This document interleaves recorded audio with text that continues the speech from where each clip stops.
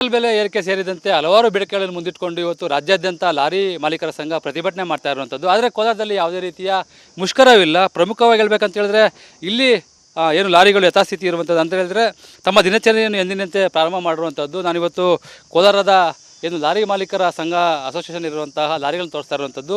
ಇಲ್ಲಿ ಯಾವುದೇ ರೀತಿಯ ಮುಷ್ಕರವಿಲ್ಲ. ಅಂದರೆ ಬಾಡಿಗೆ ಬಂದರೆ ಅವ್ರ ಪಾಡಿಗೆ ಅವರು ಬಾಡಿಗೆ ಹೋಗುವಂಥ ಕೆಲಸಕ್ಕೆ ಮುಂದಾಗಿರುವಂಥದ್ದು.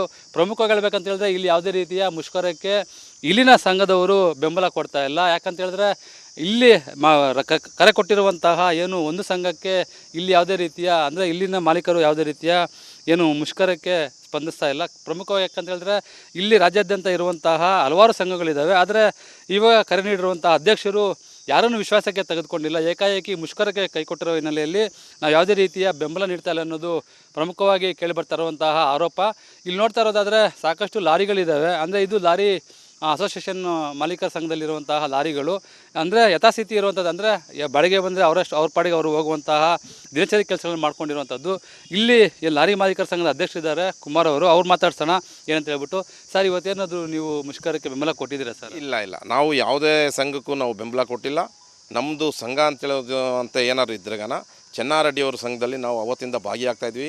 1982ರಿಂದ ಭೀಷ್ಮ ಅಂತಲೇ ಕರಿಬೋದು ಚೆನ್ನಾರೆಡ್ಡಿಯವ್ರನ್ನ. ಈಗ ಅವರು ಗೌರವಾಧ್ಯಕ್ಷರು ಮಾಡಿದ್ದೀವಿ. ನಾವು ಕರ್ನಾಟಕದ ಗೌರವಾಧ್ಯಕ್ಷರಾಗಿ ಕರ್ನಾಟಕ ಲಾರಿ ಸಂಘದಲ್ಲಿ ಅವರು ಗೌರವಾಧ್ಯಕ್ಷರಾಗಿದ್ದಾರೆ.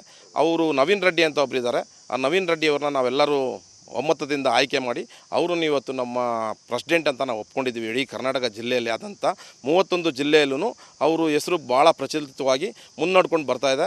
ಅವ್ರ ಕಡೆಯಿಂದ ಭಾಳಷ್ಟು ಓನರ್ಗಳಿಗೆಲ್ಲ ಅನುಕೂಲ ಆಗಿದೆ ವಿನ ಅನಾನುಕೂಲ ಆಗಿಲ್ಲ.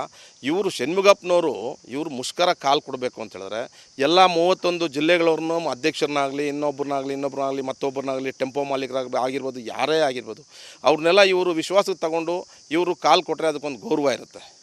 ಸೂಟ್ ಕೇಸ್ ತೊಗೊಂಡೋಗೋ ಸಂಸ್ಕೃತಿಯಲ್ಲಿ ನೀವು ಬರೀ ನಾನು ಮುಷ್ಕರ ಮಾಡ್ತೀನಿ, ನಾನು ಲಾರಿ ನಿಲ್ಲಿಸ್ಬಿಡ್ತೀನಿ, 2 ರೂಪಾಯಿ ಜಾಸ್ತಿ ಆಗಿಬಿಟ್ಟಿದೆ, ಟೋಲು ಜಾಸ್ತಿ ಆಗಿದೆ. ಹೌದು ರೀ ಸ್ವಾಮಿ, ಟೋಲ್ ಇವತ್ತು ಜಾಸ್ತಿ ಆಗಿಲ್ಲ. ಟೋಲ್ ಎಷ್ಟು ವರ್ಷ ಆಗಿದೆ ಜಾಸ್ತಿ ಆಗಿ? ನೀವೇನು ಮಾಡಿದ್ದೀರಾ? ಕರ್ನಾಟಕದಲ್ಲಿ ಲಾರಿ ಮಾಲೀಕರಿಗೆ ನಿಮ್ಮಿಂದ ಏನಾದರೂ ಒಂದು ಬಿಡಿ ಕಾಸು ಏನಾದರೂ ನಿಮ್ಮಿಂದ ಅನುಕೂಲ ಪಡ್ಕೊಂಡಿದ್ದಾರಾ ಯಾರಾದರೂ? ಒಂದೇ ಒಂದು ಲಾರಿ ಮಾಲೀಕರಿಗೆ ಹೇಳ್ಸಿ ನೀವು ನೋಡೋಣ. ಅವತ್ತು ಬೇಕಾದ್ರೆ ನಾವು ನಿಮ್ಮನ್ನು ಒಪ್ಕೊಳ್ತೀವಿ. ಈಗ ಡೀಸೆಲ್ ಬೆಲೆ ಏರಿಕೆ ಆಗಿದೆ, ಮತ್ತು ಟೋಲ್ ಏರಿಕೆ ಆಗಿರೋಂಥದ್ದು, ಮತ್ತು ಏನು FC ಮತ್ತು ಹೆಚ್ಚಳ ಆಗಿದೆ. ಇವೆಲ್ಲ ಹೊರೆ ಆಗ್ತಲ್ಲ ಸರ್ ನಿಮಗೆ? ಸರ್, ಹೊರೆ ಅಂತ ಹೇಳಿದ್ರೆ ಲಾರಿ ಮಾಲೀಕರಾದಂತಕ್ಕಂಥವರು ಯಾರೂ ಶ್ರೀಮಂತರಲ್ಲ. ಆವತ್ತು ದುಡಿಬೇಕು, ಅವತ್ತು ತಿನ್ನಬೇಕು ಲಾರಿ ಮಾಲೀಕರು. ಇವರು ಹೊರೆ ಮಾಡ್ಕೊಂಡು ಹೋಗ್ತಾ ಇದ್ದಾರೆ. ಸರ್ಕಾರದವರು 1 ಲೀಟ್ರದ್ದು ಚೆಸ್ಸು ಅಂತೇಳ್ಬಿಟ್ಟು ನಮ್ಮ ತಲೆ ಮೇಲೆ ಆಗ್ತಾಯಿದ್ದಾರೆ. ಕೇಂದ್ರ ಸರ್ಕಾರ ಇರ್ಬೋದು ಅಥವಾ ನಮ್ಮ ರಾಜ್ಯ ಸರ್ಕಾರ ಇರ್ಬೋದು. ನಮ್ಮ ರಾಜ್ಯ ಸರ್ಕಾರದಲ್ಲಿ ಚೆಸ್ ಎಷ್ಟು ರೂಪಾಯಿ ನೀವು ಆಗ್ತಾಯಿದ್ದೀರ ಜನಗಳ ಮಾಲೀಕರ ಮೇಲೆ? ಒಂದು ನಿಮ್ಮದು ಏನು ಅಂತ ಹೇಳಿದ್ರೆ ನ್ಯಾಷನಲ್ ಹೈವೇ ಅಥಾರಿಟಿಗೆ 1 ರೂಪಾಯಿ ಒಂದು ಡೀಸೆಲ್ 1 ಲೀಟ್ರ್ ಮೇಲೆ 1 ರೂಪಾಯಿ ನಮ್ಮ ದುಡ್ಡು ನೀವು ತೊಗೊಳ್ತಾ ಇದ್ದೀರಾ. ಯಾತಕ್ಕೆ ತೊಗೊಳ್ತಾ ಇದ್ದೀರಿ? ನೀವು ಫಂಡ್ ಮಾಡಿ ರೋಡ್ಗಳಿಗೆಲ್ಲ ಅನುಕೂಲ ಆಗಲಿ ಅಂತ ನೀವು ಮಾಡ್ತೀರಾ.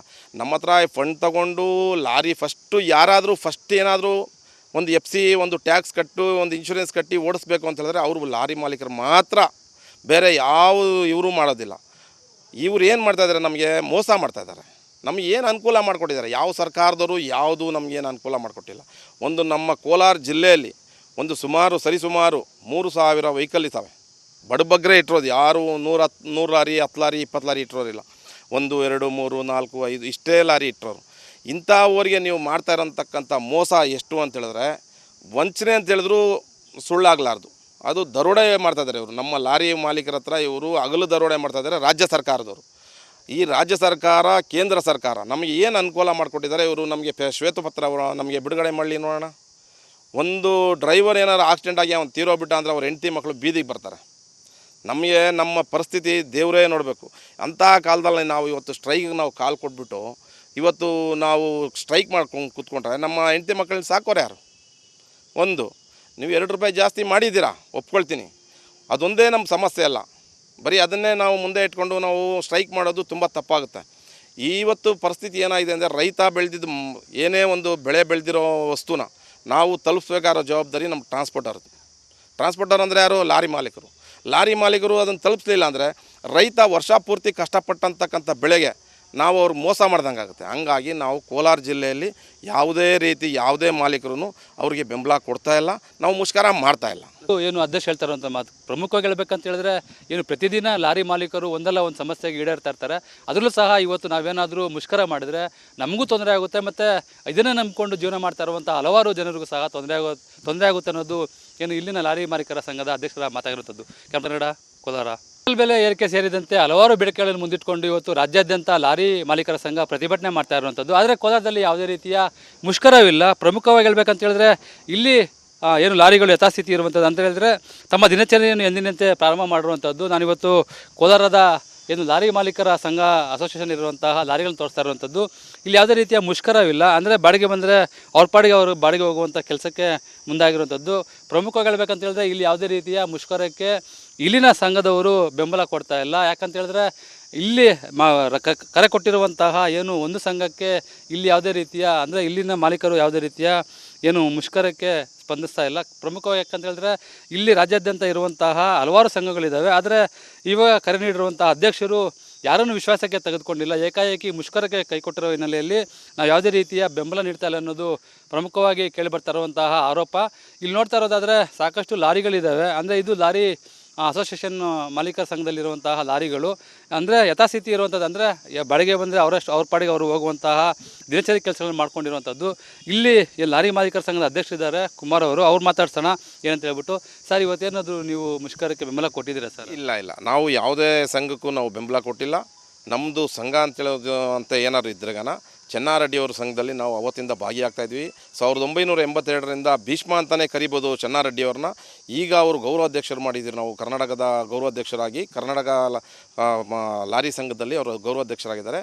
ಅವರು ನವೀನ್ ರೆಡ್ಡಿ ಅಂತ ಒಬ್ಬರಿದ್ದಾರೆ. ಆ ನವೀನ್ ರೆಡ್ಡಿಯವ್ರನ್ನ ನಾವೆಲ್ಲರೂ ಒಮ್ಮತದಿಂದ ಆಯ್ಕೆ ಮಾಡಿ ಅವರನ್ನು ಇವತ್ತು ನಮ್ಮ ಪ್ರೆಸಿಡೆಂಟ್ ಅಂತ ನಾವು ಒಪ್ಕೊಂಡಿದ್ದೀವಿ. ಇಡೀ ಕರ್ನಾಟಕ ಜಿಲ್ಲೆಯಲ್ಲಿ ಆದಂಥ 31 ಜಿಲ್ಲೆಯಲ್ಲೂ ಅವರು ಹೆಸರು ಭಾಳ ಪ್ರಚಲಿತವಾಗಿ ಮುನ್ನಡ್ಕೊಂಡು ಬರ್ತಾಯಿದೆ. ಅವ್ರ ಕಡೆಯಿಂದ ಭಾಳಷ್ಟು ಓನರ್ಗಳಿಗೆಲ್ಲ ಅನುಕೂಲ ಆಗಿದೆ ವಿನ ಅನಾನುಕೂಲ ಆಗಿಲ್ಲ.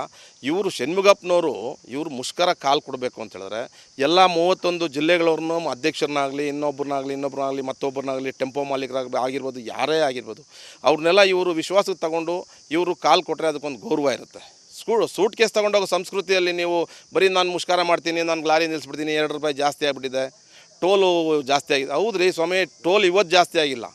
ಟೋಲ್ ಎಷ್ಟು ವರ್ಷ ಆಗಿದೆ ಜಾಸ್ತಿ ಆಗಿ? ನೀವೇನು ಮಾಡಿದ್ದೀರಾ? ಕರ್ನಾಟಕದಲ್ಲಿ ಲಾರಿ ಮಾಲೀಕರಿಗೆ ನಿಮ್ಮಿಂದ ಏನಾದರೂ ಒಂದು ಬಿಡಿ ಕಾಸು ಏನಾದರೂ ನಿಮ್ಮಿಂದ ಅನುಕೂಲ ಪಡ್ಕೊಂಡಿದ್ದಾರಾ ಯಾರಾದರೂ? ಒಂದೇ ಒಂದು ಲಾರಿ ಮಾಲೀಕರಿಗೆ ಹೇಳ್ಸಿ ನೀವು ನೋಡೋಣ. ಅವತ್ತು ಬೇಕಾದ್ರೆ ನಾವು ನಿಮ್ಮನ್ನು ಒಪ್ಕೊಳ್ತೀವಿ. ಈಗ ಡೀಸೆಲ್ ಬೆಲೆ ಏರಿಕೆ ಆಗಿದೆ, ಮತ್ತು ಟೋಲ್ ಏರಿಕೆ ಆಗಿರೋಂಥದ್ದು, ಮತ್ತು ಏನು FC ಮತ್ತು ಹೆಚ್ಚಳ ಆಗಿದೆ. ಇವೆಲ್ಲ ಹೊರೆ ಆಗ್ತಲ್ಲ ಸರ್ ನಿಮಗೆ? ಸರ್, ಹೊರೆ ಅಂತ ಹೇಳಿದ್ರೆ ಲಾರಿ ಮಾಲೀಕರಾದಂತಕ್ಕಂಥವರು ಯಾರೂ ಶ್ರೀಮಂತರಲ್ಲ. ಆವತ್ತು ದುಡಿಬೇಕು, ಅವತ್ತು ತಿನ್ನಬೇಕು ಲಾರಿ ಮಾಲೀಕರು. ಇವರು ಹೊರೆ ಮಾಡ್ಕೊಂಡು ಹೋಗ್ತಾ ಇದ್ದಾರೆ. ಸರ್ಕಾರದವರು 1 ಲೀಟ್ರದ್ದು ಚೆಸ್ಸು ಅಂತೇಳ್ಬಿಟ್ಟು ನಮ್ಮ ತಲೆ ಮೇಲೆ ಹಾಕ್ತಾಯಿದ್ದಾರೆ. ಕೇಂದ್ರ ಸರ್ಕಾರ ಇರ್ಬೋದು ಅಥವಾ ನಮ್ಮ ರಾಜ್ಯ ಸರ್ಕಾರ ಇರ್ಬೋದು. ನಮ್ಮ ರಾಜ್ಯ ಸರ್ಕಾರದಲ್ಲಿ ಚೆಸ್ ಎಷ್ಟು ರೂಪಾಯಿ ನೀವು ಹಾಕ್ತಾಯಿದ್ದೀರ ಜನಗಳ ಮಾಲೀಕರ ಮೇಲೆ? ಒಂದು ನಿಮ್ಮದು ಏನು ಅಂತ ಹೇಳಿದ್ರೆ ನ್ಯಾಷನಲ್ ಹೈವೇ ಅಥಾರಿಟಿಗೆ 1 ರೂಪಾಯಿ ಒಂದು ಡೀಸೆಲ್ 1 ಲೀಟ್ರ್ ಮೇಲೆ 1 ರೂಪಾಯಿ ನಮ್ಮ ದುಡ್ಡು ನೀವು ತೊಗೊಳ್ತಾ ಇದ್ದೀರಾ. ಯಾತಕ್ಕೆ ತೊಗೊಳ್ತಾ ಇದ್ದೀರಿ? ನೀವು ಫಂಡ್ ಮಾಡಿ ರೋಡ್ಗಳಿಗೆಲ್ಲ ಅನುಕೂಲ ಆಗಲಿ ಅಂತ ನೀವು ಮಾಡ್ತೀರಾ. ನಮ್ಮ ಹತ್ರ ಫಂಡ್ ತಗೊಂಡು ಲಾರಿ ಯಾರಾದರೂ ಏನಾದರೂ ಒಂದು FC ಒಂದು ಟ್ಯಾಕ್ಸ್ ಕಟ್ಟು ಒಂದು ಇನ್ಶೂರೆನ್ಸ್ ಕಟ್ಟಿ ಓಡಿಸ್ಬೇಕು ಅಂತ ಹೇಳಿದ್ರೆ ಅವರು ಲಾರಿ ಮಾಲೀಕರು ಮಾತ್ರ, ಬೇರೆ ಯಾವ ಇವರು ಮಾಡೋದಿಲ್ಲ. ಇವ್ರು ಏನು ಮಾಡ್ತಾಯಿದ್ದಾರೆ? ನಮಗೆ ಮೋಸ ಮಾಡ್ತಾಯಿದ್ದಾರೆ. ನಮಗೆ ಏನು ಅನುಕೂಲ ಮಾಡಿಕೊಟ್ಟಿದ್ದಾರೆ? ಯಾವ ಸರ್ಕಾರದವರು ಯಾವುದೂ ನಮಗೇನು ಅನುಕೂಲ ಮಾಡಿಕೊಟ್ಟಿಲ್ಲ. ನಮ್ಮ ಕೋಲಾರ ಜಿಲ್ಲೆಯಲ್ಲಿ ಸರಿಸುಮಾರು 3000 ವೆಹಿಕಲ್ ಇದ್ದಾವೆ. ಬಡಬಗ್ರೆ ಇಟ್ಟಿರೋದು. ಯಾರು 100 ಲಾರಿ 10 ಲಾರಿ 20 ಲಾರಿ ಇಟ್ಟಿರೋರಿಲ್ಲ. 1 2 3 4 5 ಇಷ್ಟೇ ಲಾರಿ ಇಟ್ಟಿರೋರು. ಇಂಥವ್ರಿಗೆ ನೀವು ಮಾಡ್ತಾ ಇರೋಂತಕ್ಕಂಥ ಮೋಸ ಎಷ್ಟು ಅಂತ ಹೇಳಿದ್ರೆ, ವಂಚನೆ ಅಂತ ಹೇಳಿದ್ರು ಸುಳ್ಳಾಗಲಾರ್ದು. ಅದು ದರೋಡೆ ಮಾಡ್ತಾಯಿದ್ದಾರೆ ಇವರು. ನಮ್ಮ ಲಾರಿ ಮಾಲೀಕರ ಹತ್ರ ಇವರು ಹಗಲು ದರೋಡೆ ಮಾಡ್ತಾಯಿದ್ದಾರೆ ರಾಜ್ಯ ಸರ್ಕಾರದವರು. ಈ ರಾಜ್ಯ ಸರ್ಕಾರ ಕೇಂದ್ರ ಸರ್ಕಾರ ನಮಗೆ ಏನು ಅನುಕೂಲ ಮಾಡಿಕೊಟ್ಟಿದ್ದಾರೆ ಇವರು. ನಮಗೆ ಶ್ವೇತಪತ್ರ ನಮಗೆ ಬಿಡುಗಡೆ ಮಾಡಲಿ ನೋಡೋಣ. ಒಂದು ಡ್ರೈವರ್ ಏನಾರು ಆಕ್ಸಿಡೆಂಟ್ ಆಗಿ ಅವ್ನು ತೀರೋಗ್ಬಿಟ್ಟ ಅಂದರೆ ಅವ್ರ ಹೆಂಡತಿ ಮಕ್ಕಳು ಬೀದಿಗೆ ಬರ್ತಾರೆ. ನಮಗೆ ನಮ್ಮ ಪರಿಸ್ಥಿತಿ ದೇವರೇ ನೋಡಬೇಕು. ಅಂಥ ಕಾಲದಲ್ಲಿ ನಾವು ಇವತ್ತು ಸ್ಟ್ರೈಕಿಗೆ ನಾವು ಕಾಲು ಕೊಟ್ಬಿಟ್ಟು ಇವತ್ತು ನಾವು ಸ್ಟ್ರೈಕ್ ಮಾಡ್ಕೊಂಡು ಕೂತ್ಕೊಂಡ್ರೆ ನಮ್ಮ ಹೆಂಡತಿ ಮಕ್ಕಳನ್ನ ಸಾಕೋರು ಯಾರು? ನೀವು 2 ರೂಪಾಯಿ ಜಾಸ್ತಿ ಮಾಡಿದ್ದೀರಾ, ಒಪ್ಕೊಳ್ತೀನಿ. ಅದೊಂದೇ ನಮ್ಮ ಸಮಸ್ಯೆ ಅಲ್ಲ. ಬರೀ ಅದನ್ನೇ ನಾವು ಮುಂದೆ ಇಟ್ಕೊಂಡು ನಾವು ಸ್ಟ್ರೈಕ್ ಮಾಡೋದು ತುಂಬ ತಪ್ಪಾಗುತ್ತೆ. ಇವತ್ತು ಪರಿಸ್ಥಿತಿ ಏನಾಗಿದೆ ಅಂದರೆ, ರೈತ ಬೆಳೆದಿದ್ದು ಏನೇ ಒಂದು ಬೆಳೆ ಬೆಳೆದಿರೋ ವಸ್ತುನ ನಾವು ತಲುಪಿಸ್ಬೇಕಾಗಿರೋ ಜವಾಬ್ದಾರಿ ನಮ್ಮ ಟ್ರಾನ್ಸ್ಪೋರ್ಟರ್ ಅಂದರೆ ಯಾರು? ಲಾರಿ ಮಾಲೀಕರು. ಲಾರಿ ಮಾಲೀಕರು ಅದನ್ನು ತಲುಪಿಸಲಿಲ್ಲ ಅಂದರೆ ರೈತ ವರ್ಷ ಪೂರ್ತಿ ಕಷ್ಟಪಟ್ಟಂತಕ್ಕಂಥ ಬೆಳೆಗೆ ನಾವು ಅವ್ರು ಮೋಸ ಮಾಡ್ದಂಗೆ ಆಗುತ್ತೆ. ಹಂಗಾಗಿ ನಾವು ಕೋಲಾರ ಜಿಲ್ಲೆಯಲ್ಲಿ ಯಾವುದೇ ರೀತಿ ಯಾವುದೇ ಮಾಲೀಕರು ಅವರಿಗೆ ಬೆಂಬಲ ಕೊಡ್ತಾ ಇಲ್ಲ, ನಾವು ಮುಷ್ಕರ ಮಾಡ್ತಾ ಇಲ್ಲ. ಏನು ಅಧ್ಯಕ್ಷ ಹೇಳ್ತಾರಂತ ಮಾತು ಪ್ರಮುಖವಾಗಿ ಹೇಳ್ಬೇಕಂತ ಹೇಳಿದ್ರೆ ಏನು ಪ್ರತಿದಿನ ಲಾರಿ ಮಾಲೀಕರು ಒಂದಲ್ಲ ಒಂದು ಸಮಸ್ಯೆಗೆ ಈಡೇರ್ತಾ ಇರ್ತಾರೆ.